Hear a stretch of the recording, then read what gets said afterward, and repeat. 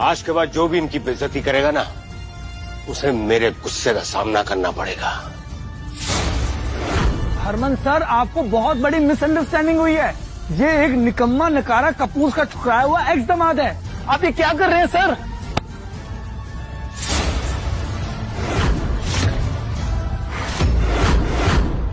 Dad, आपने मुझे धक्का क्यों मारा? तू जैसा नालायक और नकारा इंसान ना मेरा बेटा हो सकता है और ना ही सेठी ग्रुप का हिस्सा। तूने मेरी 30 साल की मेहनत को मिट्टी में मिला दिया। मिस्टर सेठी, ये क्या कर रहे हैं आप? आप इस रणविजय के लिए युवराज को गुस्सा कर रहे हैं? ये मेरा एक्स हस्बैंड है मिस्टर सेठी, और मैं इसकी रग। डैड, इस फालतू और फालतू आदमी के लिए आपने मुझे धक्का मारा। आज मेरा अपना खून मेरी विरासत के लिए खतरा बन गया है। रणविजय, ऐसा क्या गेम खेला तूने जो मेरे डैड मुझे मार रहे हैं? तेरे डैड ने तेरी तरह घमंड का चश्मा नहीं पहना हुआ, असलियत जानते हैं। युवराज, आज तू सिर्फ मेरे लिए एक शर्म बन के रह गया है। मैं तुझे अभी इसी वक्त सेठी ग्रुप से बेदखल करता हूँ। बस ले जाओ उसे और मुंह बंद कर दो इसका। डैड प्लीज, आप ये क्या बोल रहे हैं? डैड, आखिर कौन है ये आदमी जिसकी वजह से आप मुझे अपने बेटे को बेदखल कर रहे हैं? डैड, मेरी बात सुनिए। डैड। बलराज, अगर आज तुम 10 मिनट लेट हो जाते हो, तुम्हारा पूरा का पूरा एम्पायर खत्म हो जाता। क्योंकि रणविजय सर अगर किसी का मुकद्दर बना सकते हैं तो मिटा भी सकते हैं। हरमन जी, मैं आपके आगे हाथ जोड़ रहा हूँ। मैंने आपके लिए 30 सालों तक काम किया है। आपको मेरी वफादारी का वास्ता है सर।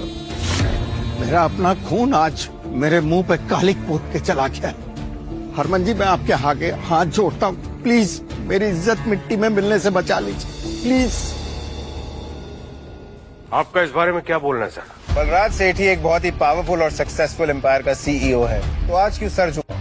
सेठी ग्रुप हरमन के साथ 30 सालों से फल फूल रहा है, तो आज क्यों ये दिल देखना पड़ रहा है? बलराज, तेरे बेटे को कैसे माफ करूं? घस, मेरे बेटे को वापस लेके आओ। वो रणविजय सर से माफी मांगे। मिस्टर सेठी, आप गलत कर रहे हैं। ये रणविजय की क्या ही औकात जो युवराज इससे माफी मांगेगा? चुप रहो तुम। तुम्हारी वजह से आज मेरा बेटा ये स्टूपिड हरकतें कर रहा है, समझे? मुंह क्या देख रहे हो मेरा? माफी मांगो रणविजय सर से। रणविजय सर, इस बदतमीज का फैसला आप कीजिए। आप इसे चाहे जो सजा दे दीजिए सर, मुझे मंजूर है। ये वही है ना जिसने मुझे धमकी दी थी कि मेरी टांगे तोड़ेगा, मुझे धक्के मार के बाहर निकालेगा, और हाँ, मुझे ये भी कहा था कि मैं कपूर परिवार का निकम्मा एक्स दामाद हूँ। युवराज, तू अपने आप को बहुत बड़ा आदमी समझता है ना, लेकिन शायद तूने वो कहावत नहीं सुनी, ऊंट पहाड़ से छोटा ही होता है। और हीरा, तुम बड़ी तरफदारी कर रही थी इस आदमी की, अब बताओ क्या कहना है इसके बारे में? बलराज, तुम मेरी जगह होते तो क्या सजा देते युवराज को? हरमन, इससे नहीं हो पाएगा, इसका फैसला तुम ही करो।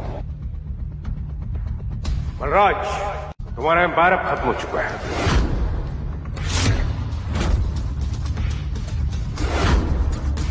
आज मेरा पूरा बिजनेस मेरे इस नालायक बेटे की वजह से बर्बाद हो गया।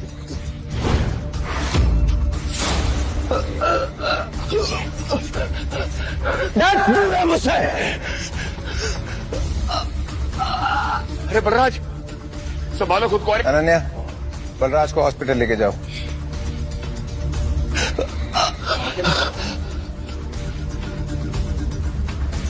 हीरा, तुमने युवराज जैसे चीप आदमी को कैसे पसंद किया? मैं वही आदमी हूं जिसने कभी तुम्हें चुना था। तुम्हारी सक्सेस मेरी वजह से है। तुमने 5 साल तक कौन सा सच छिपाया मुझसे, और क्यों? 5 साल तक तुमने मेरी सच्चाई जानने की कोशिश नहीं की, तो क्या तुम मेरी सच्चाई पे यकीन कर पाती? बातों को गोल गोल मत घुमाओ रणविजय, अभी भी तुम्हारी सच्चाई को जानती नहीं हूं मैं। मुझे बताओ कौन हो तुम, और ये बलराज सर और हरमन सर तुम्हें इतनी इंपॉर्टेंस क्यों दे रहे हैं? ईरा कपूर के एफर्ट्स ने कपूर एम्पायर को सक्सेस की ऊंचाइयों तक पहुंचाया है, और ईरा मैम को तुम नीचे दिखा के अपने आप को मर्द समझते हो। मेरी मर्दानगी के बारे में शहर के किसी भी बड़े बिजनेसमैन से पूछ लो, रिपोर्ट अच्छी मिलेगी।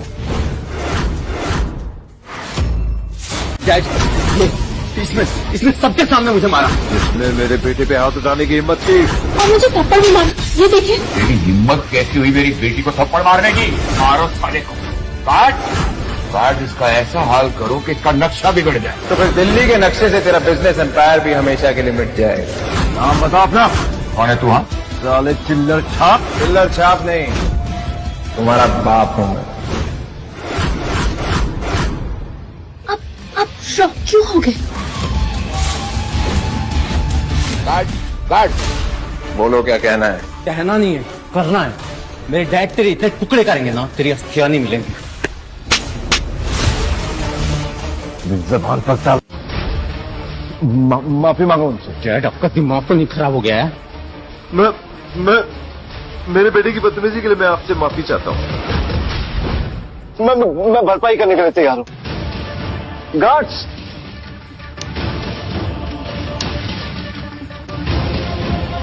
ये पैसा तुम्हें अपने बेटे को तमीज सिखाने में लगाने चाहिए थे बांगा। हमारे बच्चों से जो गलती हुई उसके लिए इन्हें माफ कर दीजिए रणविजय जी।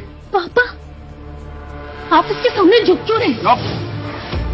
अगर तू मेरी बेटी ना होती ना तो एक थप्पड़ रसीद के देता तुझे। चल झुक के माफी मांग रणविजय जी से। नहीं करूंगा माफ। यारा को झुकने की जरूरत नहीं है। मैं कौन होता हूं जो महान मिस्टर त्रिहान की बेटी को माफ करे? अरे रणविजय जी, यारा और मेरी औकात क्या आपके सामने? तुम्हारी बेटी तो बहुत धमकियां दे रही थी और समायरा को इंसल्ट भी किया। उसका हिसाब देना पड़ेगा। आज से तुम मेरे परिवार का हिस्सा नहीं हो। कौन है आदमी जिससे आप दोनों इतना डर रहे हो? बाप डर रहा है, बेटा लड़ रहा है। अब बाप भी ऐसा कुछ करेगा कि बेटा भी डरेगा। आज इसने आपके साथ जो बदतमीजी की है, मैं आज से इसे अपने अंपायर से बेदखल करता हूं।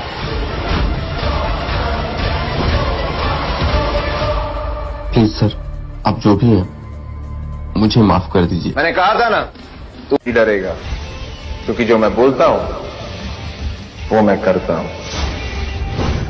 मुझे तो विश्वास ही नहीं हो रहा है, इतने बड़े बड़े लोग तुम्हारे सामने झुक रहे हैं, तुमसे डर रहे हैं। आखिर तुम हो कौन? बहुत जल्द तुम्हें इस सवाल का जवाब मिल जाएगा। होटल सफायर में हाई प्रायोरिटी गेस्ट आ रहे हैं। उनके पास कोहली एम्पायर का 7 स्टार VIP कार्ड होगा। उनका स्पेशल ध्यान रखना होगा। आप निश्चिंत रहिए मैडम, हम उनका ख्याल अपने स्पेशल मेहमान की तरह रखेंगे। मैम, आप रणविजय को इतना स्पेशल ट्रीटमेंट क्यों दे रही हैं? क्योंकि उसने मेरे सारे दिए हुए गिफ्ट्स लौटा दिए। What? But why? Naira, Ranvijay को समझना इतना आसान नहीं है, लेकिन मुझे उसका ट्रस्ट जीतना है और उसे इम्प्रेस करना है। मैम, पर आई डोंट थिंक सो कि रणविजय ऐसा इंसान है जो फ्यू गिफ्ट से इम्प्रेस हो जाएगा। I mean, ऐसा क्या है जो उसके पास ना हो? ये तुम्हें कैसे पता नायरा? तुम मुझसे कुछ छिपा रही हो?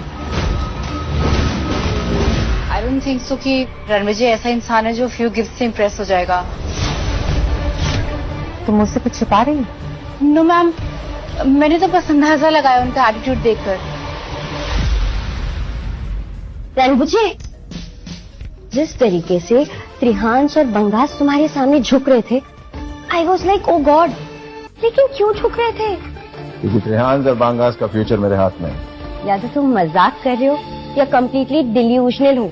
बहुत जल्दी मेरी आइडेंटिटी तुम्हारे और सबके सामने आ जाएगी, तो तुम खुद डिसाइड कर लेना कि मैं डिल्यूजनल हूँ या रॉयल।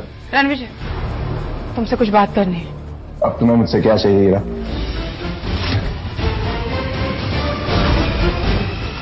सब कुछ हो जाने के बाद क्या बात करने आई हो आप रणविजय से? मुझे उससे अकेले में बात करनी है, तुम प्लीज।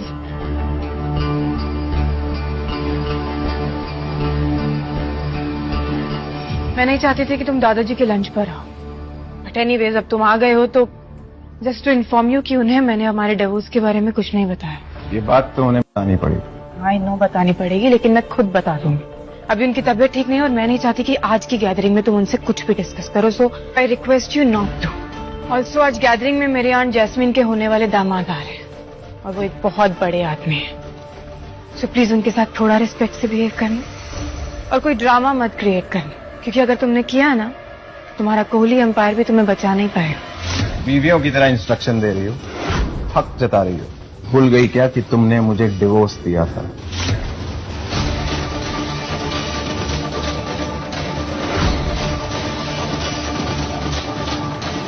इस आदमी में ना जाने इतना गुरूर कहां से आ गया।